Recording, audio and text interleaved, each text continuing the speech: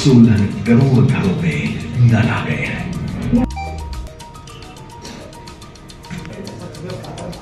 बहुत ही खूबसूरत स्माइल है।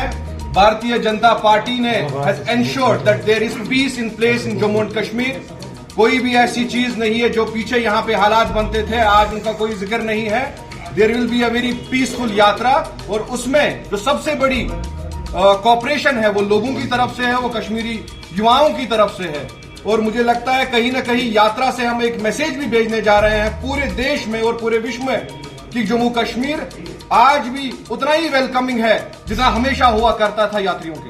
वार्तालाप आपके साथ हो रही है वो मोदी जी के 12 साल जो एक पहले प्रधानमंत्री जी ने इस देश के लिए किया, और पर्टिकुलर इस कश्मीर के लिए जो उसने स्कीमें वाकई कुछ दे दी। मेरे बीच में हमारे जम्मू कश्मीर के कदावर नेता और जम्मू कश्मीर के स्पोक्समैन जम्मू कश्मीर स्टेट के हमारे अल्ताफ ठाकुर साहब जी। जनता पार्टी की हमेशा एक आइडियोलॉजी रही है, एक नारा रहा है। तो नारा हमारा है, एक पैर हमारा रेल में होता है और एक पैर हमारा जेल में होता है। ये रेल और जेल का जो फासला है लोगों की डिमांड्स को लेके है, जो लोगों के साथ नाइंसाफियां हो रही है, उसके खिलाफ भारतीय जनता पार्टी सड़कों पे है। यहां जिस तरह से स्टेटहुड के नाम पे डेवलपमेंट रुकी हुई है, अगर कश्मीर में कहीं तेज हवा चली, और आजकल आप देख रहे हो शाम को तेज हवा चलती है, और नेशनल कॉन्फ्रेंस का स्टेटमेंट आता है कि अगर स्टेटहुड होता तो यह हवा नहीं चलती। आपकी कमिटमेंट, आपके वादे, आपके 12 गैस सिलेंडर, आपका 1 लाख जॉब्स, आपके डिलीवरी रुकों पर 200 यूनिट बिजली, इतने वादे और इतने कमिटमेंट जो 1.5 साल खत्म होने के बाद अभी भी पूरे नहीं है। इसलिए भारतीय जनता पार्टी सड़कों पे ही, और ये आंदोलन और बढ़ जाएगा। और आज जिस तरह से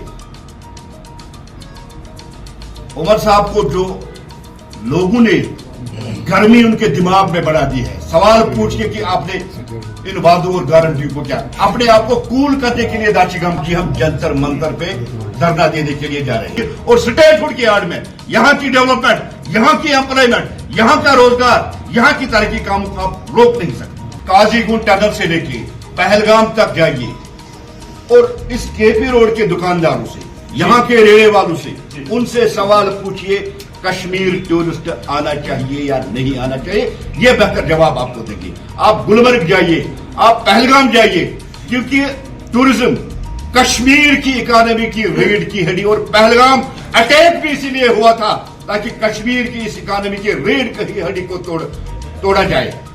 और इल्तिजा जी जिस तरह से इस पे सवाल उठाती है, गिलाजी वाली मानसिकता वही सोच है, और कश्मीर पीडीपी के बाप का नहीं है, ये भारत का अभिन्न अंग है। जिस तरह से कश्मीर का कोई भी भारत के किसी कोने में जा सकता है और वो भी आ सकता है।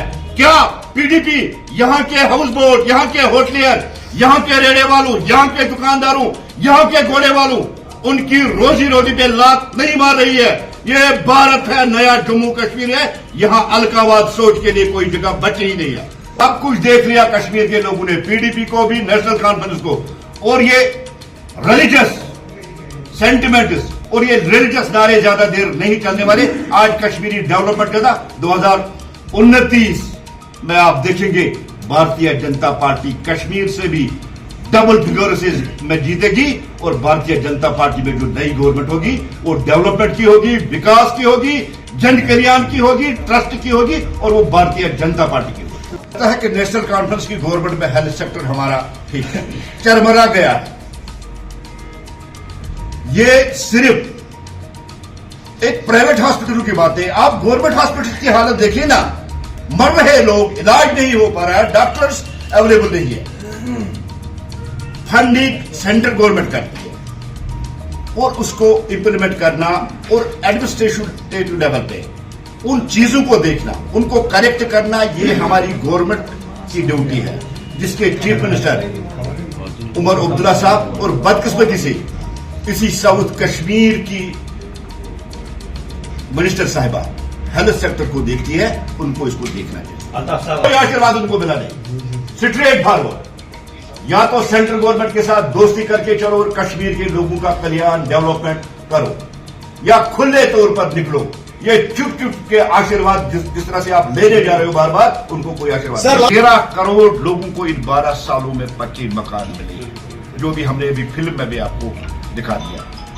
इसी तरह कोविड जब था, जब आदमी एक दूसरे से कटा हुआ था, बाहर कोई निकल नहीं पा रहा था, लेकिन देश के प्रधानमंत्री जी ने उस वक्त एक अनाउंसमेंट की, मुफ्त राशन की। 81 करोड़ लोगों को आज भी वो मुफ्त राशन मिल रहा है। जब हम बात करते हैं नेशन फर्स्ट की, 3 बड़े आतंकी हमले इन 12 सालों में हुए। ओडी हुआ, सर्जिकल स्ट्राइक हुई, लथपोरा हुआ, बालाकोट स्ट्राइक हुई, पहलगाम हुआ, सर्जिकल स्ट्राइक हुई। और ऐसा सबक पाकिस्तान और उन दहशतगर्दों को दिया गया कि आज तक वो दर्द और वो खून उनके जख्मों से रस रहा, आज भी उनके दिल में वो दर्द है।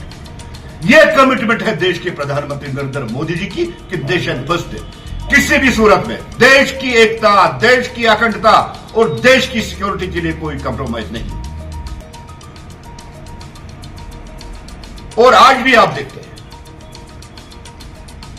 2019 के बाद जिस तरह से जम्मू कश्मीर, खासकर हम कश्मीरी है, कश्मीर में हम हालात बदलते। एक जमाना था जब बम, ग्रेनेड, गोलियां, पत्थर, हड़ताल, कैलेंडर, और 2019 के बाद वो सारा एकदम बंद हो गया। और आज कश्मीर 24 घंटे खुला रहता है। यहाँ की कॉलेजेस, यहाँ की यूनिवर्सिटीज और यहाँ के जो तालीमी इदारे 24 घंटे आज खुली रहती, जबकि पहले साल में 200 दिन वो बंद रहती थी। ये एक बहुत बड़ी अचीवमेंट है जिसको हम कह सकते हैं सेंस ऑफ सिक्योरिटी। पहले जब हमारा बच्चा 19 से पहले बाहर कॉलेज या स्कूल जाता था और एक बाप को चिंता रहती थी शाम को मेरा बच्चा घर वापस ठीक से पहुंचेगा, आएगा नहीं आएगा। लेकिन आज मिलिटेंसी का लगभग खात्मा हो चुका है। 90% जो दहशतगर्दी है उसको खत्म किया गया। और आज कश्मीर में आप देख रहे हैं कि हर एक इंस्टीट्यूशन, हर एक इदारा, हर एक स्कूल, हर एक कॉलेज बहुत अच्छी तरीके से फंक्शन करे। और आज जो सेंस ऑफ सिक्योरिटी एक कश्मीरी बाप को, एक कश्मीरी मां को चाहिए, वो देश के वजीर जनाब नरेंद्र मोदी जी। अगर हम जम्मू कश्मीर की बात करें तो जम्मू कश्मीर में देखिए इन 12 सालों में कितने बड़े बड़े प्रोजेक्ट्स हुए। एम्स जो एक जम्मू में दिया गया और एक कश्मीर में दिया, और हमने कभी कल्पना नहीं थी, कभी सोचा भी नहीं था कि वंदे भारत जम्मू से श्रीनगर आएगी और जम्मू और श्रीनगर को कनेक्ट। जबकि यहां की रीजनल पार्टियों ने हमेशा रीजनलिज्म के लेवल पे जम्मू और कश्मीर को बांटने की कोशिश की, लेकिन देश के वजीर आजम जनाब नरेंद्र मोदी जी ने जम्मू के साथ दिल की दूरियां भी मिटाई और जो फैसला था उस फैसले को काम किया।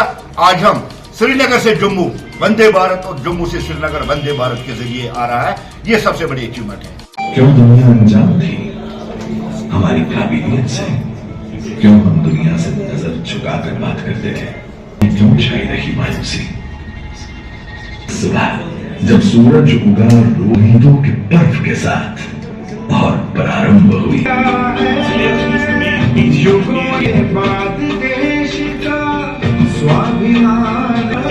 मैं मोदी ईश्वर की शपथ लेता हूं कि शपथ उठाई एक